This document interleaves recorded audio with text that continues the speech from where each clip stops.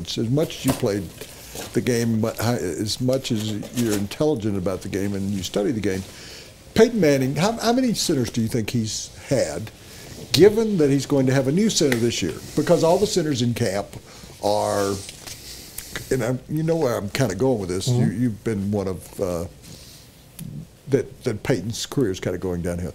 How many centers do you think he's had, starting centers, for the Broncos since he's been here? In 3 years. For the Broncos since he's been here. And it's not a trick question. It's just, it was something that was interesting to me. 3 years. How many centers has he had? 3 centers. 4. And so he's going to have his 5th this year because all the centers in camp. Right. And I wondered, in thinking about that, how difficult, I mean, we can talk about Peyton as a player. Doesn't matter that he had so many, that he's had to go. If you went, he had Jeff Saturday for so long when he was in Indianapolis, but it would seem to me like he's never complained about it, and even what happened in the Super Bowl, I think he didn't take blame, but I think that was Manny Ramirez's fault. I'm not sure. We could debate that forever, and does it matter when you lost 38 to 36 to 8 or whatever it was? But does it matter, you think, quarterback having that's a lot of different centers in a short period of time? The more familiarity, obviously, the better chance for success. So for me, my 8 years in Seattle, I had 7 different position coaches. And I think I had 6 different guys who acted as coordinator. Fritz Sherman never actually became the coordinator. He passed shortly before the season happened. But there were 6 guys who had the coordinator title.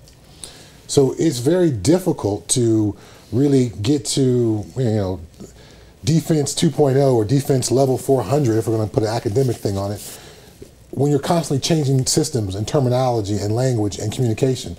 So I would imagine for Peyton, it's got to be equally as difficult when you're putting, your hands under a different guy every year, or in this case, 4 guys over 3 years, because the little subtle nuances and the unspoken communication that needs to happen. Knowing the cadence, being familiar with the tempo of the cadence, knowing when to say, I'm going to change it up, what that actually means without going into the details of it all as far as the cadence. So I think that would naturally hamper his play slightly. When you're as good as Peyton Manning has been, you can play with anybody. But when you have familiarity with, say, like a guy like a Jeff Saturday or my old teammate Jay Lewinberg, who kind of broke Peyton into the league as a center, that type of relationship is always going to be better for a quarterback.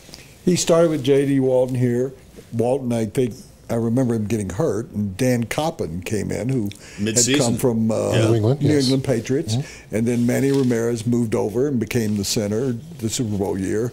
And then he lost out the job to Will Montgomery. And now, and the reason why I'm kind of going there, and this is now to get away from Peyton Manning, but that starts the discussion, they got 4 guys.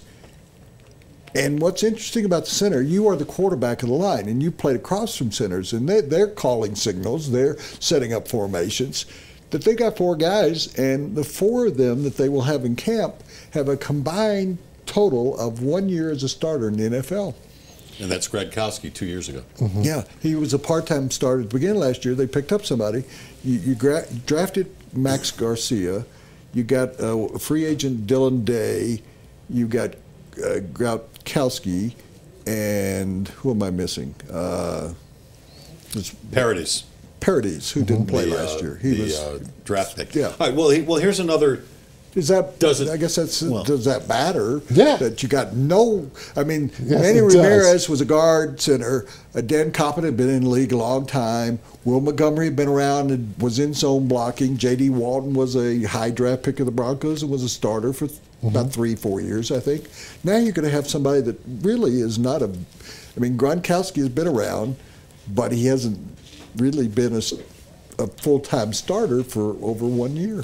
If you think about it from a defensive perspective, you used to give these young guys different looks. That's going to create communication. So now you're going to, let's take it to the offensive meeting room now. Now you're Gary Kubiak, and I've got this young line, and knowing that defenses know my line is young, they're going to continue to throw wrinkles at them. So I have to limit my playbook because each play has all those responses to what the defense does. And then if you install the full playbook, now you just multiplied, 9 or 10 different possible fronts these guys have to block and deal with by, instead of 40 plays, you want to put in 80 plays. Well, that gets pretty complicated pretty quickly for a young group of guys, and mistakes are going to happen. So I would imagine early in the season, the playbook will be a lot tighter than when we would expect to see later in the season. Here's another.